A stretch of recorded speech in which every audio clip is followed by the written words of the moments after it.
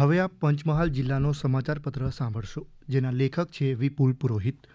રાજ્યમાં ધીમે ધીમે ગરમી વધી રહી છે, ત્યારે પંચમહાલ જિલ્લામાં પણ ખુશીથી વાતાવરણ ઉત્સાહપૂર્ણ બન્યું હતું. એકતા અને ભાઈચારાના પ્રતીક સમાન આ પર્વને ઉજવવામાં આવ્યો હતો. ગોધરા શહેરના પટેલવાડા વિસ્તારમાં દર વર્ષે ઉજવાતી હોળીની ઉજવણીમાં વોહરા સમુદાયના મુસ્લિમ ભાઈઓ પણ જોડાતા સૌહાર્દનો અનોખો સંદેશ અપાયો હતો. જિલ્લાના ગોધરા અને હાલોલ શહેરમાં ભારત અને ન્યૂઝીલેન્ડ વચ્ચે રમાયેલી ICC T20 વિશ્વકપની ફાઇનલ મેચને લઈ ભારે ઉત્સાહ જોવા મળ્યો.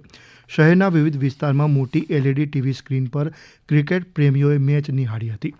ભારત વિજેતા બનતા જ આતશબાજી, વાજતે ગાતે અને ખાણીપીણી સાથે વિજયને વધાવવામાં આવ્યો હતો. ભારત માતા કી જયના નાદ સાથે સમગ્ર જિલ્લામાં દિવાળી જેવો માહોલ પણ જોવા મળ્યો. ગોધરા ખાતે કેન્સર અંગે જાગૃતિ નિમિત્તે ઓરવાડાની ખાનગી હોસ્પિટલ દ્વારા પોલીસ મુખ્ય મથક ખાતે આરોગ્યમ વોકેથોન યોજાઈ ગઈ. તેમાં અંદાજે 600થી વધુ નાગરિકોએ ઉત્સાહભેર ભાગ લીધો. ધારાસભ્ય CK રાહુલજીની ઉપસ્થિતિમાં યોજાયેલા આ કાર્યક્રમનો મુખ્ય ઉદ્દેશ કેન્સર અંગે જાગૃતિ ફેલાવવાનો અને વહેલા નિદાનનું મહત્વ સમજાવવાનો હતો. હોસ્પિટલના તબીબોએ પણ લોકોને સ્વસ્થ જીવનશૈલી અપનાવવા અપીલ કરી હતી. ગોધરા ખાતે ખેડૂત તાલીમ કેન્દ્ર અને આત્મા પ્રોજેક્ટ પંચમહાલના સંયુક્ત ઉપક્રમે 3 દિવસનો યુવા સંસ્થાકીય તાલીમ વર્ગ યોજાયો. તેમાં જોડાયેલા 30 જેટલા યુવા ખેડૂતોને પ્રાકૃતિક ખેતી, જીવામૃત, બીજામૃત તથા આધુનિક કૃષિ પદ્ધતિઓ અંગે માર્ગદર્શન અપાયું હતું.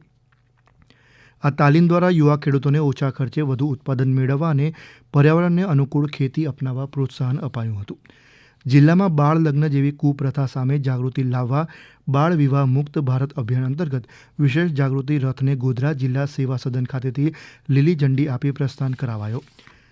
જિલ્લા કલેક્ટર અજય દહિયાની ઉપસ્થિતિમાં શરૂ થયેલું આ અભિયાન સામાજિક સંસ્થા દ્વારા આયોજિત હતું. 2 અઠવાડિયામાં આ રથ દ્વારા ગોધરા, કાલોલ અને ઘોઘંબા તાલુકાના કુલ 71 ગામમાં ફરી લોકોને જાગૃત કરાયા હતા. ગોધરા સ્થિત આણંદ કૃષિ યુનિવર્સિટીની કૃષિ ઇજનેરી અને ટેકનોલોજી મહાવિદ્યાલયમાં ઉર્જા સંરક્ષણ વિષય પર 1 દિવસની કાર્યશાળા યોજાઈ ગઈ. ગુજરાત ઉર્જા વિકાસ સંસ્થાના સહકારથી યોજાયેલા આ કાર્યક્રમમાં 95 જેટલા વિદ્યાર્થીઓને નેટ ઝીરો એમિશન અને કાર્બન ક્રેડિટ તથા ઉર્જા બચત અંગે માર્ગદર્શન અપાયું હતું.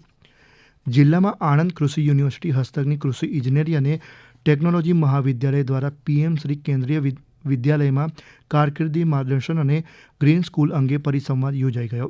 તેમાં ધોરણ 9 થી 12ના 50 જેટલા વિદ્યાર્થીઓને કૃષિ ટેકનોલોજી, પર્યાવરણ સંરક્ષણ અને ભવિષ્યની કારકિર્દીની તક અંગે માર્ગદર્શન અપાયું હતું.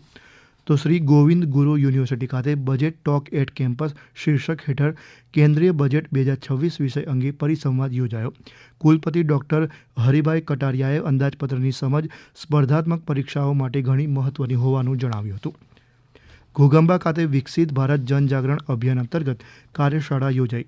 તેમાં ધારાસભ્ય ફતેહસિંહ ચૌહાણે કાર્યકર્તાઓને કેન્દ્ર સરકારની વિવિધ યોજનાઓ લોકો સુધી પહોંચાડવા અપીલ કરી હતી. ગોધરાની ગોંદલી પ્રાથમિક શાળાના વિદ્યાર્થી અલ્પેશ બારિયાએ નેશનલ એથ્લેટિક્સ ચેમ્પિયનશિપમાં 100 મીટરની દોડમાં સુવર્ણચંદ્રક જીતીને પંચમહાલનું નામ રોશન કર્યું છે. આ રીતે જિલ્લાના વિવિધ વિસ્તારમાં સાંસ્કૃતિક, આધ્યાત્મિક, કૃષિ, સામાજિક, શૈક્ષણિક અને વિકાસલક્ષી પ્રવૃત્તિઓનો વ્યાપક ધમધમાટ જોવા મળ્યો હતો. હમણાં જ આપ પંચમહાલ જિલ્લાનો સમાચારપત્ર સાંભળી રહ્યા હતા, જેના લેખક હતા વિપુલ પુરોહિત. પ્રસારણ આકાશવાણીના અમદાવાદ, વડોદરા કેન્દ્ર પરથી કરવામાં આવ્યું.